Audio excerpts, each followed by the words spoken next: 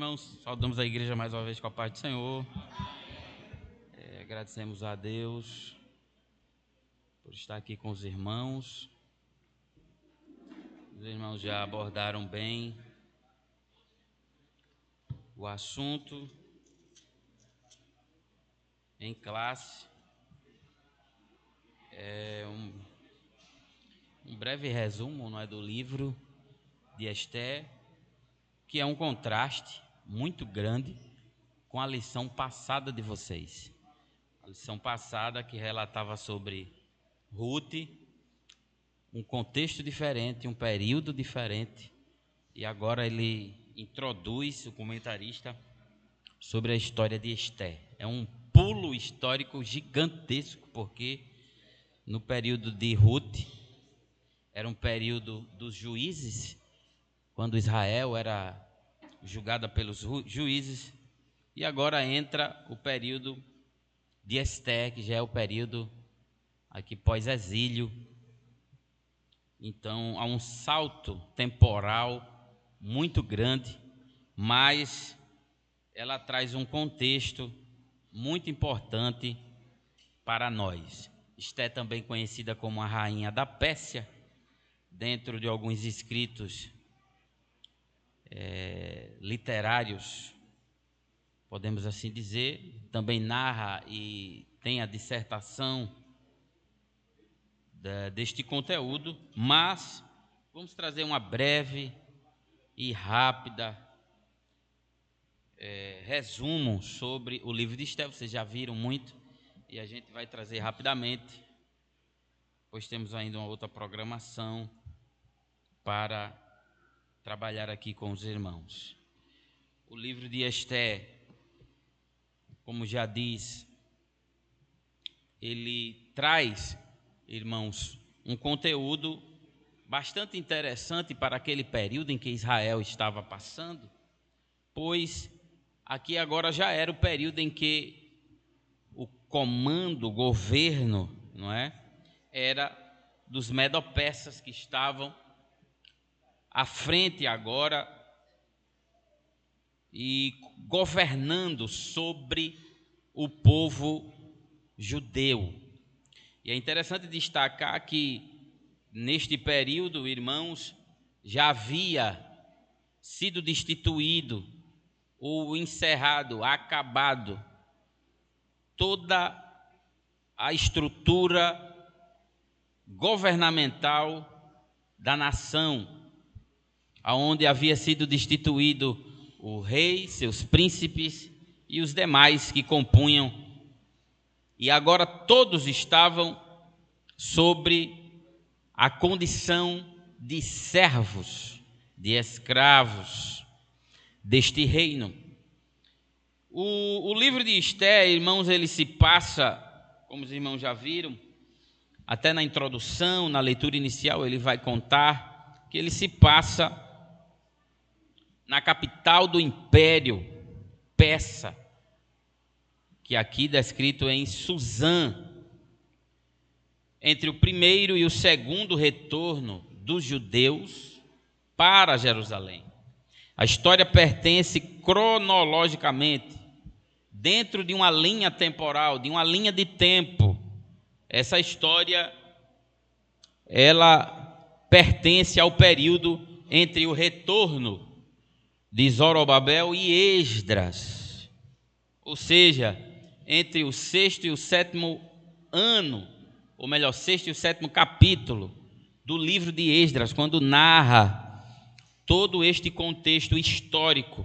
O livro de Esther, ele tem este fundo histórico para trazer este conteúdo ao povo e também para nós, de todo este acontecimento. É importante entender este fundo histórico do livro de Esther. Alguns estudiosos concluem que o rei Assuero, que é referido também em Esdras como Xerxes, era o mesmo rei que é descrito lá. Mas qual o contexto, irmãos, aqui fala do período da data, mas qual o contexto histórico? Trazendo um resumo do que vocês já viram. qual o contexto histórico do livro de Esther. O contexto histórico do livro de Esther, ele tem muitos aspectos. É um livro que ele traz um conteúdo vasto, amplo, acerca deste período histórico na vida do povo judeu.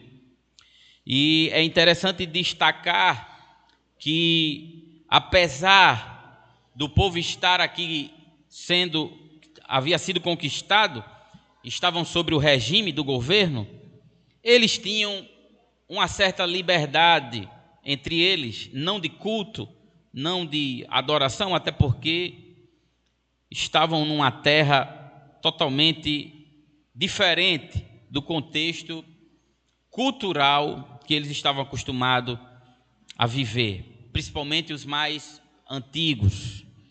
Então, muitos que nasceram aqui, irmãos, não conheceram as tradições culturais de Israel ou do povo judeu. Eles não haviam conhecido, irmãos, alguns princípios, se não fossem passados pelos pais, pelos patriarcas, pelos mais idosos, pelos idosos judeus, se eles não fossem ensinados e instruídos a isso. Então, este é o contexto em que o livro se encontra descrito neste período. E o que eu acho interessante sobre o livro de Esther, irmãos, é que ele categoricamente, em sua categoria, assim como na nossa Bíblia sagrada para os cristãos, ele também está nas subdivisões ou nas divisões da Bíblia hebraica, também descrito como um livro histórico. A Bíblia hebraica, dentro das suas seções, que elas se dividem em 3, eu acho que eu até fiz uma anotação que eu achei interessante das divisões hebraicas, e elas se dividem em três partes. A primeira, que é a lei, que é o Torá, os livros da lei, os Nevins, que são os profetas, e os Ketuvins, que são os escritos que correspondem aos livros sapienciais.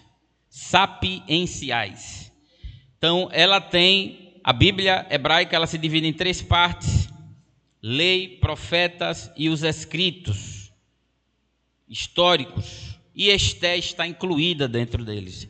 Então, assim como na nossa Bíblia ela é um livro histórico, também na Bíblia hebraica, nas seções da Bíblia, ela está lá incluída também como um livro histórico.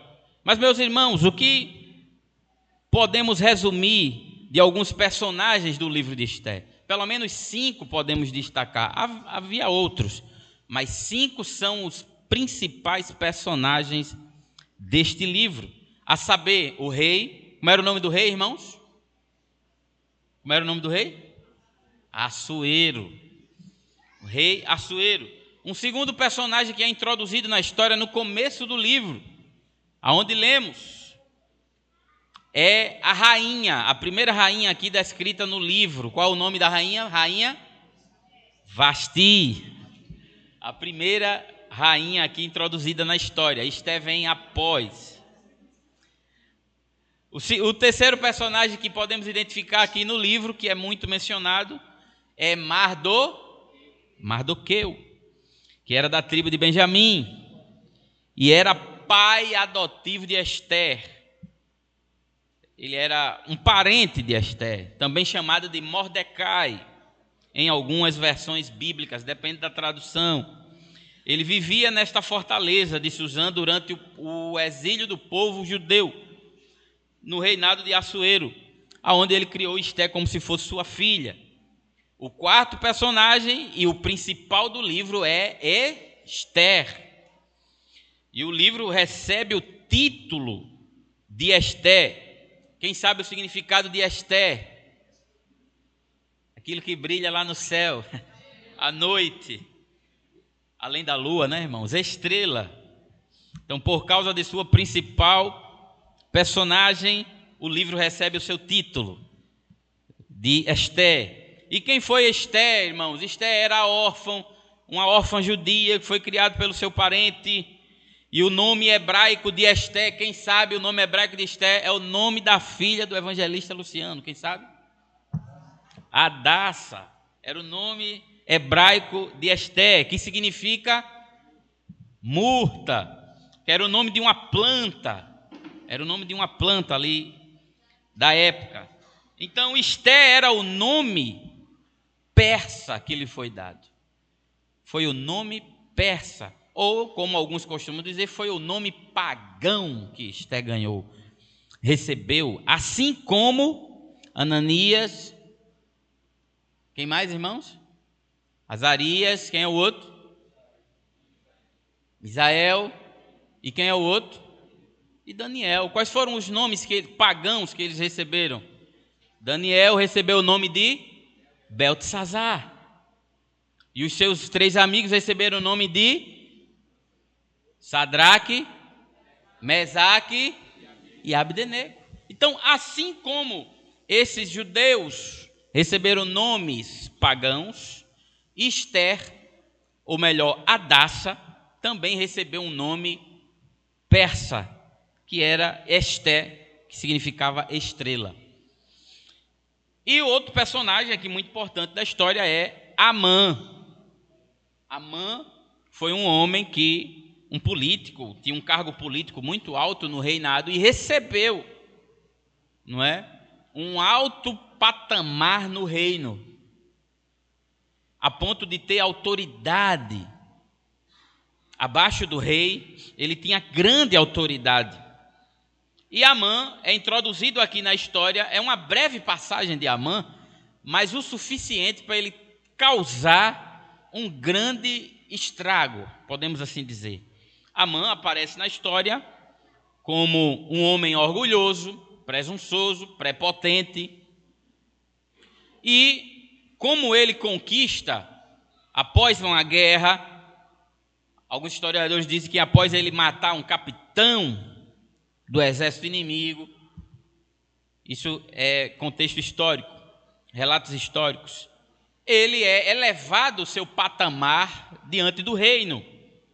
E diante disto, o seu orgulho cresce, a sua presunção cresce. Ô irmãos, vamos aplicar agora. E não tem pessoas assim, não é, irmãos? Quando ele cresce de posição, o coração cresce junto. Não deveria ser assim, não é? A gente que é cristão, irmãos, é o contrário, porque as coisas de Deus não é na mesma lógica humana. Enquanto para o homem o que é fraco não tem valor, Deus diz que do fraco ele faz forte. Deus disse que é na fraqueza que o poder fica grande. Olha que contradição, irmãos. Quando a gente está fraco, está sem força, aí os inimigos olham dizendo, vai fracassar, não vai suportar, ele vai ser destruído. Aí Deus, que conhece, que trabalha diferente, diz, rapaz, está do jeito que eu quero, está fraco, sem força, desanimado, agora o meu poder vai se aperfeiçoar. Deus é diferente, irmãos. E assim foi aqui na história de Esté. É uma grande mensagem que o livro traz. Veja que, nesse contexto, Amã era o poderoso, Amã era o forte, Amã era quem tinha autoridade, Amã era quem tinha honra. E quando Amã vai passando nas cidades, irmão, com essa história, era para todo mundo se dobrar e se curvar diante do chefe, agora do palácio, da guarda real. E quando Amã passa, irmãos, ele vê que tem um judeu lá que não se dobrou. Todos os judeus lá dobraram o joelho, inclinaram as mãos, inclinaram a cabeça, prestaram honra, prestaram louvor e glória àquele homem, mas havia um lá que ficou de pé e ficou calado. Semelhante aos 3 jovens, que quando a trombeta tocou, a música tocou, os instrumentos tocaram, era para todo o povo se dobrar diante da estátua, e os 3 ficaram de pé. Assim deve ser a nossa vida também, irmãos. Nós não podemos nos curvar ao que o mundo aí fora quer. É o mundo, como diz o hino, né, irmãos? É o mundo se curvando, mas a igreja deve permanecer de pé. Não podemos nos curvar ante ao mundo. Então, o que é que Amã faz?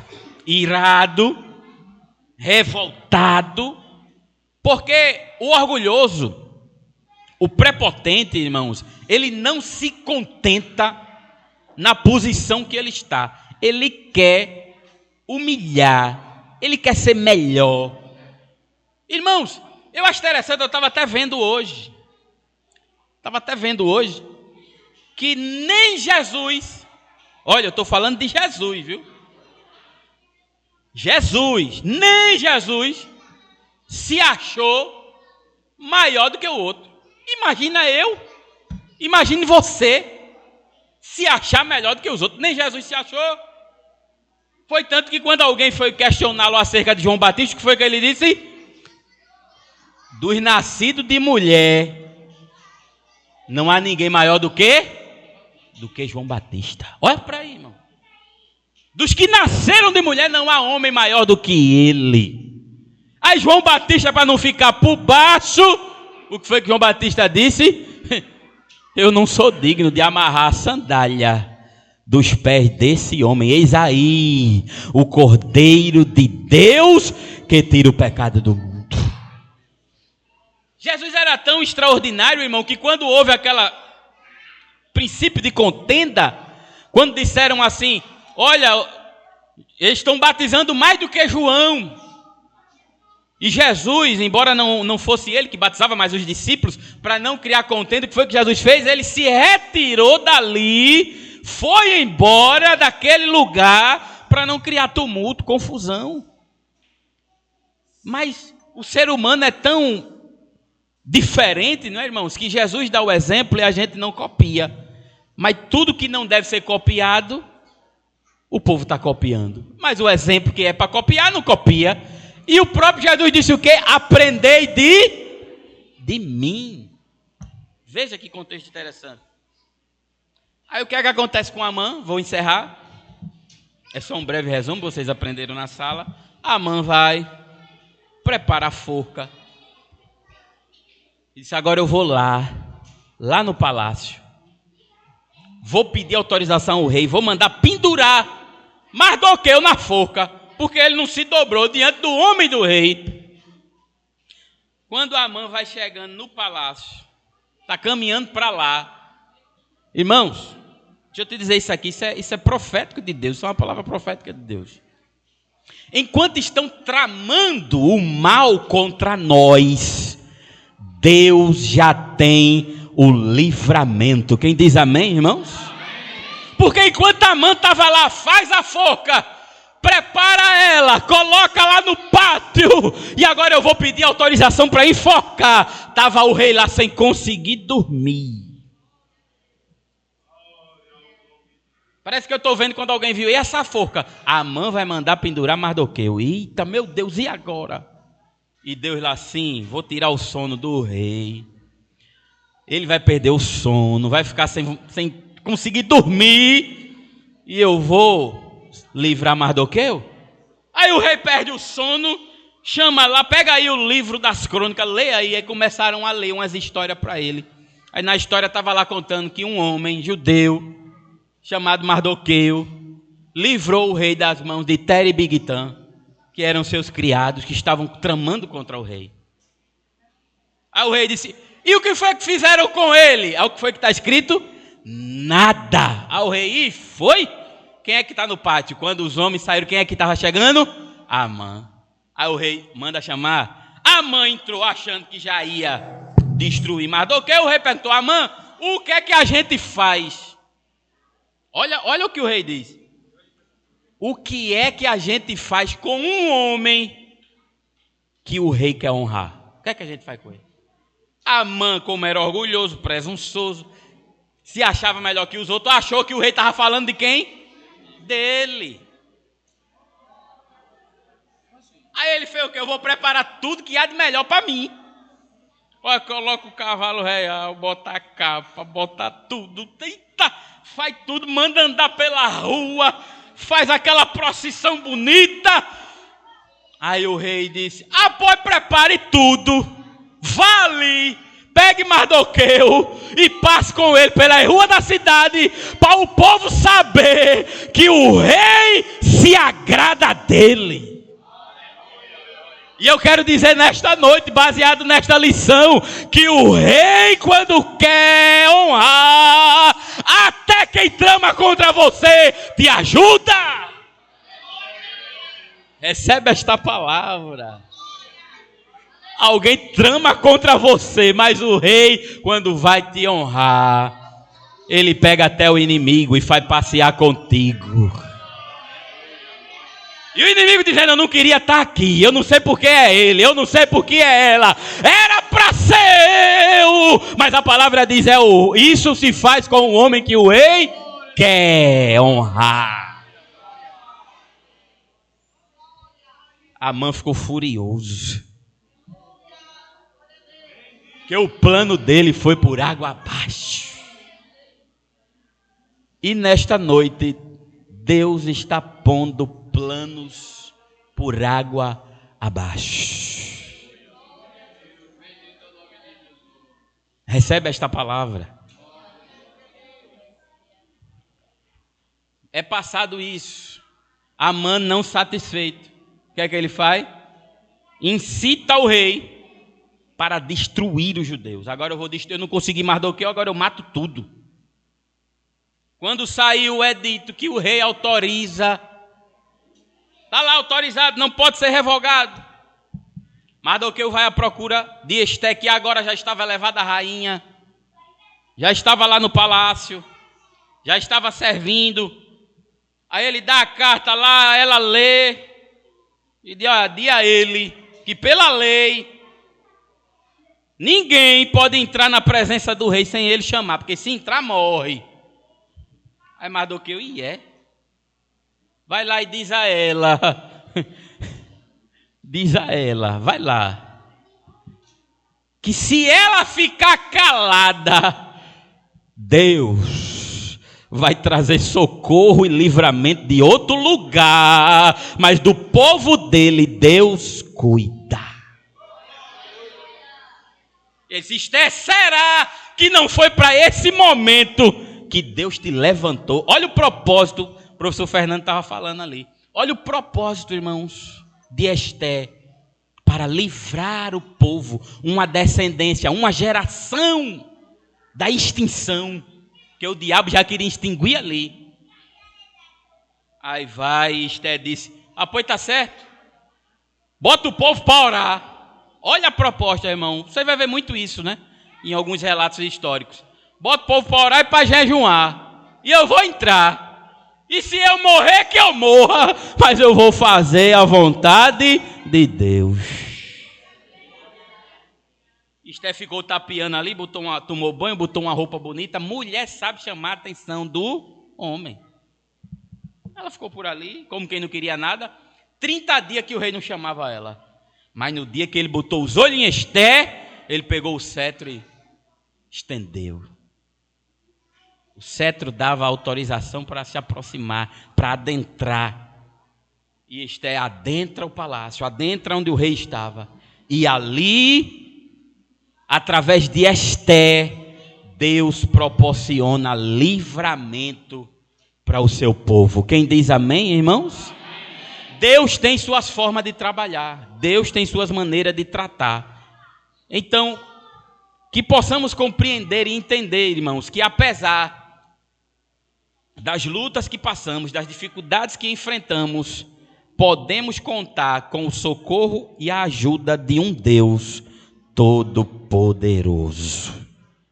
Quando a gente menos esperar, socorro e livramento chega. Quem diz amém, irmãos? Amém.